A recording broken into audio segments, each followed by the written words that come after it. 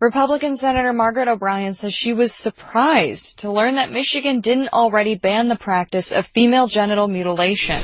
When you look at it, this is not something that should be embraced by anyone.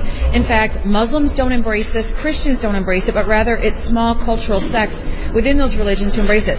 O'Brien introduced the bills after 2 doctors from Michigan were indicted in federal court. They're charged with conspiring to commit female genital mutilation on 2 7-year-old girls from Minnesota. Now, the complaint does not make clear exactly what the doctors are supposed to have done, and female genital cutting can range from small ceremonial nicks to actually removing all or part of a girl's genitalia. O'Brien says she's taking aim at actually disfiguring or removing body parts. We gotta get the word out that this is still happening and we have to stop it. But could new criminal sanctions drive the practice further underground? Frank Ravitch is the chair of the Law and Religion Department at Michigan State University School of Law. If you ban it, it doesn't mean that people won't still try to do it. It may be that they do it in more unsanitary environments. And criminalizing behavior rooted in deep cultural traditions doesn't guarantee people will stop. Kathy Wander is a biological anthropologist, and she was part of a team that studied what happened in Senegal when the country criminalized female genital mutilation. Some families and some communities respond kind of with anger toward the criminalization of their tradition, of their culture. Their attitudes became a little bit more entrenched.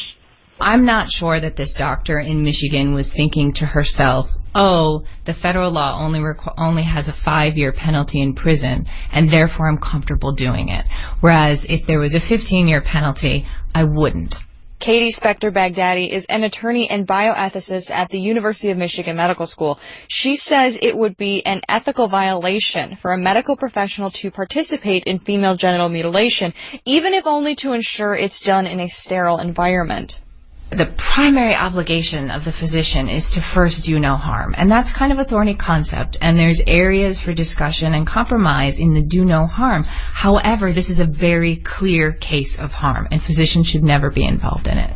Spector-Baghdadi says it's the same reason doctors are ethically prohibited from participating in torture or executions, but she says outlawing female genital mutilation will not on its own stop the practice, and Kathy Wander agrees.